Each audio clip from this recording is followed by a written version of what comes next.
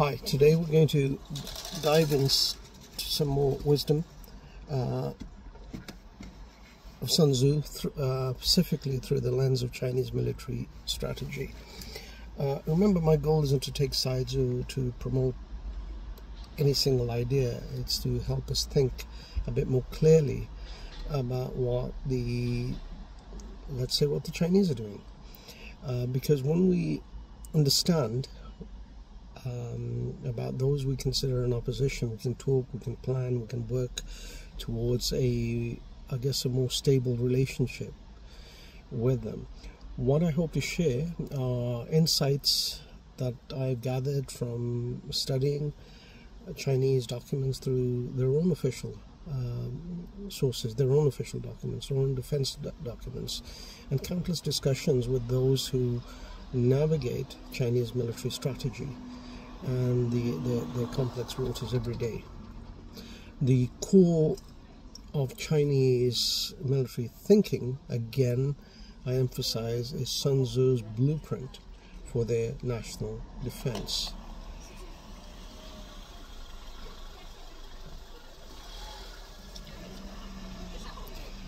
By the way, I'm outside the University of Birmingham Berber Institute of Fine Arts. I'm just about to go home, but let me just quickly wind up the thoughts. Let's begin by looking at the heart of Chinese military thinking.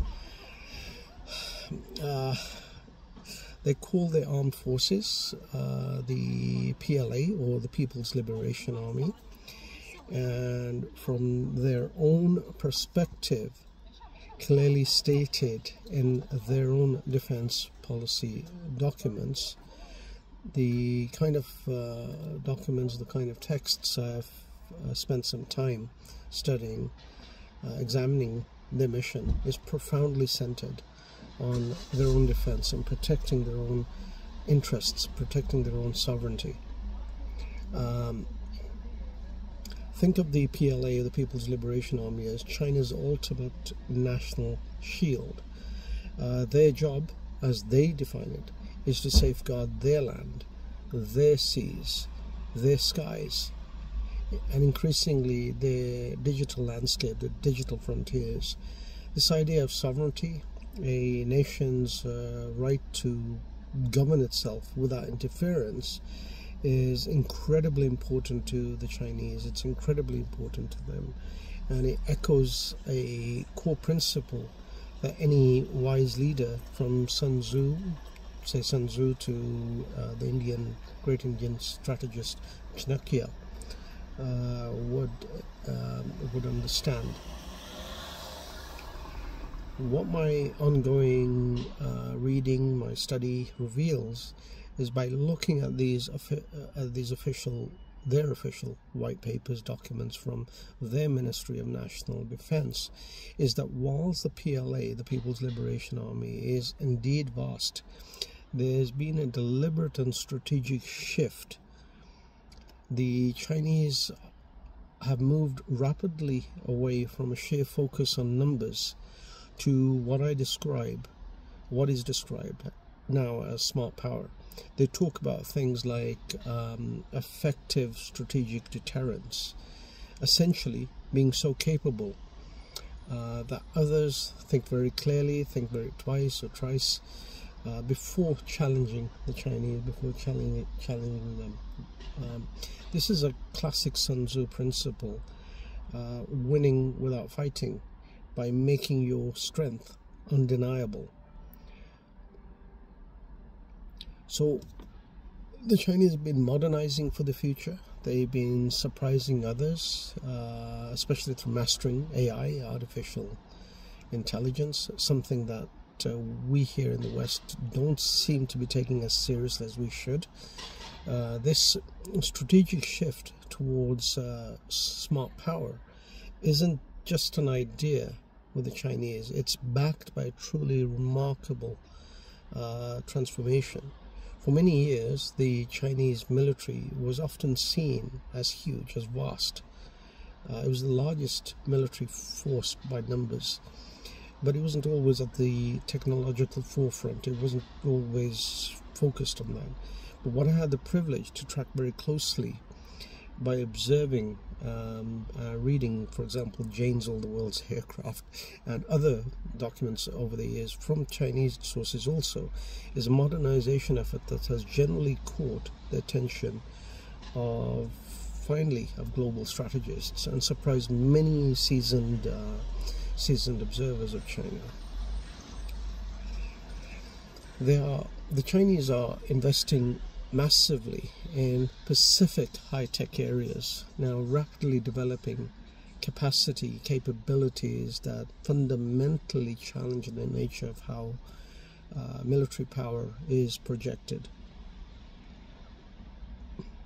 If you look at their advanced aviation, we see the J-20, the J-35 stealth fighters. We look at the H-20 bombers, stealth bombers, which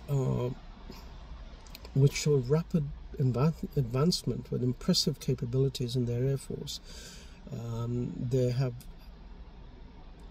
indigenous technological prowess that was once only dominated by a few nations. Think at how fast they're developing. Look at their naval power. Their Type 055 destroyer naval vessels are not just large ships. They're complex multi-mission naval vessels that act as kind of command hubs, integrating various systems to form a formidable force. Look at their hypersonic missiles. Perhaps today one of the most talked about advancements is the hypersonic missiles. China's development of hypersonic glide missiles, capable of traveling incredible speeds and maneuvering in ways that challenge existing defenses, has indeed reshaped thinking about future security here in the West and also in different parts of the world. You look at their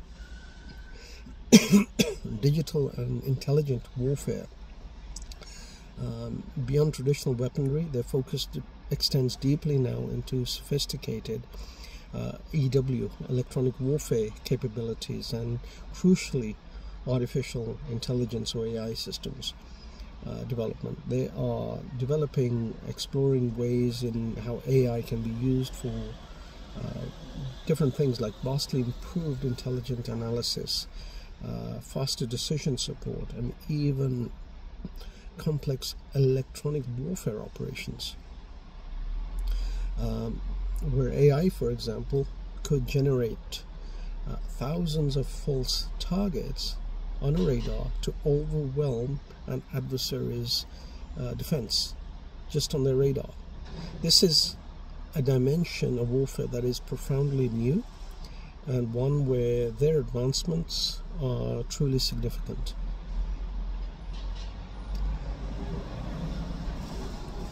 And these are not, as I say, these aren't just new tools, they are tangible expressions of Sun Tzu's principles applied to new domains, leveraging speed, using cleverness, gaining advantage in unseen digital spaces. Their progress, the Chinese progress, Chinese People's Liberation Army progress in these areas with AI, artificial intelligence, has been frankly very remarkable to witness. Beyond direct confrontation, we're looking at leveraging strategic currents with the Chinese. What's that? It's crucial to understand that Chinese military strategy through the lens of Sun Tzu isn't always about direct conflict. It's fundamentally about achieving strategic goals, often without the need for destructive force directly. The Chinese seek to protect their interests and project influence in ways that ideally prevent outright confrontation or even conflict. This involves understanding global dynamics, how things are, what's happening, and recognizing strategic opportunities The Chinese are very quick at recognizing strategic opportunities where we are not. For example, some geopolitical analysts in their insightful work, the kind of analysts I follow, regularly examine and talk about ongoing tensions in other parts of the world, like, for example, the Middle East or South Asia or other parts of the world. And they look at these through the lens of Sun Tzu and long-term strategy. They look at things like this from strategic viewpoints, and they see and they kind of redirect their attention and resources at other major powers in very, very subtle ways without us even realizing. While complex and deeply concerning, such scenarios can, for nations like China, open avenues to quietly pursue their own long-term objectives, what the Chinese are doing, and they pursue those long-term objectives more effectively without direct engagement. This echoes Sun Tzu's wisdom of making the enemy move or benefiting from a rival's distraction, allowing one's own strengths to develop unhindered. This indirect approach is a core element of Chinese, the PLA strategic playbook. For all of us, understanding this deep evolving landscape is critical. It's not about fear or quick judgments. It's about having informed awareness. This is why I devote my time to digging a bit more deeper into these complexities, to offer a more clearer picture, a more balanced, I guess, or nuanced view, so that we can all navigate our increasingly interconnected world with greater clarity, with greater understanding.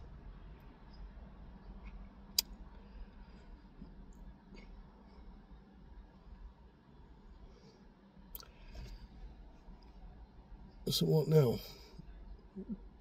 So what we've touched on today is that Chinese military strategy is a complex, it's rapidly evolving force.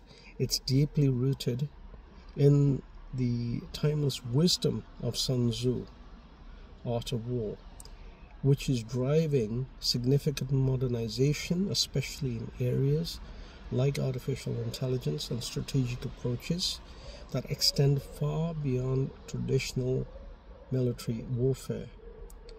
Chinese progress, as anyone studying these trends can see, has truly shifted global perceptions.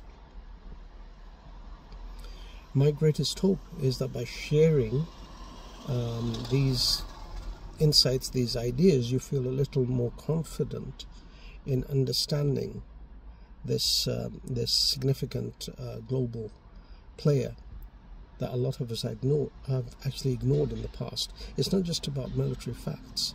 This is about understanding how power works today in the 21st century, how nations are acting, how nations will act in the future, and how with clear knowledge we can all contribute to a more stable future. Where these vital matters are discussed in high-level circles, it is this depth of understanding rooted in Sun Tzu's ancient principles, ancient wisdom, yet applied to modern realities, that is most sought after.